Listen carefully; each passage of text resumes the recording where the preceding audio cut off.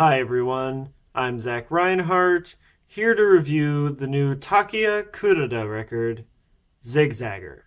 Takuya Kuroda is a jazz trumpet player from Kobe, Japan, and he's been kicking around putting out records for a few years, and he's kind of known for combining contemporary like bop jazz with elements of funk and Afro-Beat and neo soul. This record is my first run-in with Takuya, as he was recommended to me by one of my lovely viewers, Chugi Hamano, which, like, sorry if I fucked up your name, because I'm horrible with kanji, but feel free to correct me down in the comments if I fuck that up entirely or just partially. But yeah, I took a request on this one. Don't get used to it. I don't take many requests, though I do always check out your recommendations, so leave them down in the comments, and maybe if I dig them enough, I'll review them. But yeah, I chose to review this one because it was recommended to me, and I realized that I haven't really done any jazz on my channel at all, I don't think. And it's not because I don't listen to jazz. It's more because I don't follow jazz as closely as I do like indie rock and punk and metal and stuff. And while there are great jazz records coming out, I'm a little bit hesitant to really get into reviewing them because jazz is such an academic subject. It almost feels like reviewing classical music to a degree. Like, I feel a little underqualified for it. But I thought, I'd try to keep a diverse set of genres going, and I thought I'd review this thing. So, getting into the record, this thing kicks off with the track RSBD, which is a really cool track. It has a little music video for it out on Takuya Kuroda's Vivo. And this track is pretty fucking cool. It has some really interesting compositional elements. It kicks off with this kind of funky synth lead that's playing this melody in 11/4, which sounds really cool, and like it doesn't like feel jerky at all. Like it feels really smooth as the melody repeats, and it builds up with these kind of bustling drums and these smooth electric keyboards that come in, and eventually Takuya comes in with his trumpet and doubles that melody, starts playing that melody that the synth was playing. And they build up this jam that's just electric. Like, everybody sounds great on it. The drums are awesome. The whole, kind of suite of instruments that appears on here, from synths to electronic keyboards to, of course, bass, and the two trumpets that Takuya usually plays. He usually pairs his melodies with a harmony. And they all just come together and work really well, and it make just a really great jam in this 11/4 time signature that just like still somehow feels like really natural. It doesn't interrupt the flow of the song at all, being short that quarter note. And the jam builds and builds until it kind of eventually implodes, and you get these synths that sound like they're almost from like a trance song, these kind of synth pads, and everything goes into halftime, and like the song starts to feel like you're kind of floating in space or in like one of those sensory deprivation chambers where you just kind of float. The trumpets come back in with this echo on them, and you get these kind of soft sung vocals that don't have any lyrics. They're just kind of kind of stuff, and it all just kind of swirls around you, and it's a really compelling song. Like it has a really nice kind of rise and fall to it with some really interesting textural stuff with synths. The synths are really mixed in there with the jazz stuff seamlessly. And the song sounds great. Like, I really love what's going on here. Unfortunately, though, this is kind of the most compositionally interesting track on here. And this is a little bit weird because normally I would go into like another song and I would I would start describing specific points in the album that intrigued me, but 8 of the remaining 9 songs all follow this exact same structure.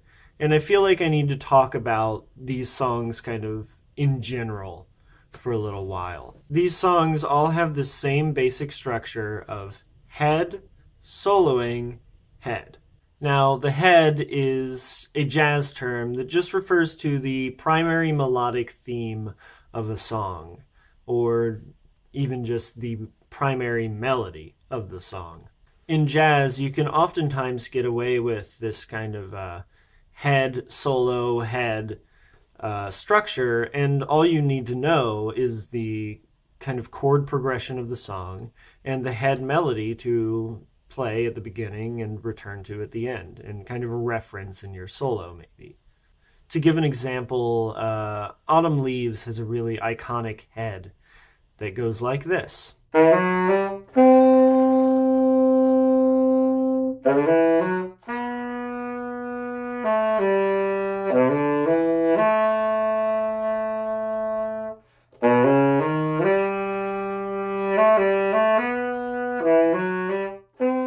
But something a little interesting about the way Takuya Kuroda does his heads is he always does 2.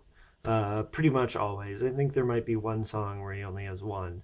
And they all follow this same kind of pattern. They'll start off softer, and that can still be upbeat. They can still be pretty upbeat and bustling. But it's always softer on the first head, and it's then followed by a second head, which is higher energy. And the rhythm section follows that pattern from the head through into the solo as well. So at the beginning of the solos, you'll get a much softer kind of rhythm section that will eventually build into the louder, more upbeat rhythm section of the second head. And that allows the soloist to kind of have an innate direction and climax built into his solo, as he can build towards this kind of change in pace that will happen by the rhythm section. And most of the time it works out pretty well because there's some really great musicians on this thing. Though there are times where I feel the pattern gets a little tiresome and it can make the solo feel a little bit too structured and a little stiff. The majority of the time you're getting a trumpet solo, though occasionally you get like an electric piano or synthesizer solo as well. And I think there's even a drum solo on here at one point. And Takuya's soloing is very modern, it's very bop-ish, it's very contemporary. He likes to juxtapose kind of longer, more melodic sections with quick, dense flurries of notes within his solos, and he'll kind of vacillate between those. He keeps his solos still very smooth within his kind of neo-soul framework that he builds up, but there's definitely some angular kind of bop-ish stuff going on within them as well. And this is pretty much every song on here. They all kind of follow the same structure, with one exception that I'll get into in a bit. Some of the tracks are a bit softer, some of them are more funky, some of them are smoother, but every time they follow the same kind of structure and have very similar elements within them. And while any one of these songs is good on its own, when put into an album that's almost an hour long, and this is like 85% of the content, I just find myself getting a little tired of the formula and longing for a surprise that never really comes. And once again, that's not to say that these songs are boring or bad. There's really great performances on here throughout. The drums are awesome all over this record, and there's great solos all over. Again, I can't say this enough times. But when they're also densely packed on this album the way they are, they start to kind of blend together, and they start to become a little bit tiresome.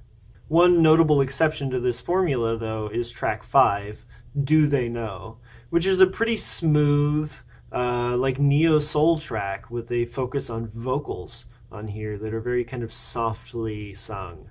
Takuya's trumpets are muted on here, and it just has a very kind of subdued, soft, smooth quality to it that gives it a lot of intimacy. While I'm not blown away by it at all, I do feel that it's a nice kind of needed change of pace at the midpoint of the album, and it's a fairly solid track on its own as well. However, the other vocal track, the final song, Think Twice, featuring Antibalas, I am not quite as much of a fan of. Antibalas is a Boston-based Afro-Beat band, and they mainly serve to kind of beef up Takuya's composition here. It adds some like extra percussion and fills out the brass section more. There's also a guitar now on this song, and vocals as well. And man, like, I do not like this guy's voice at all. Like, I find it wholly just unappealing. And that combined with the really kind of cheesy lyrics and chorus just really detract from the song to the point where I just don't enjoy it that much. There's still some nice solos on here, and we get a saxophone solo towards the end of the song, which is always nice. I always like a saxophone solo. Well, most of the time I like a saxophone solo. But the vocals really detract from the song to the point where I just kind of want to skip it when it comes on. But overall, this is a pretty solidly enjoyable record.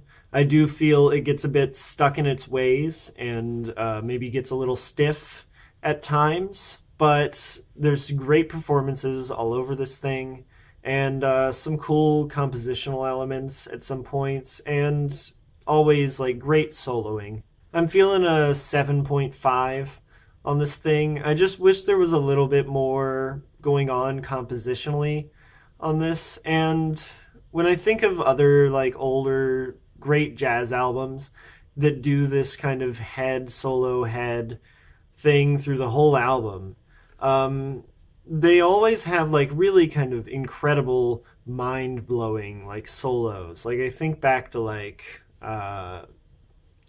Mingus and some of the tracks on there. And this just doesn't have the kind of charisma in the solos to carry it for an hour. But it's definitely solid. There's not a bad track on here. I mean, like, I don't like the vocals on the last track, but there's still definitely redeeming qualities there. And like, if you can get over the vocals, there's a song to be enjoyed there. But yeah, that's me. New Takuya Kuroda record. It's called Zigzagger. It's available all over the place. Like it's a pretty international release. You can get it on Amazon and stuff.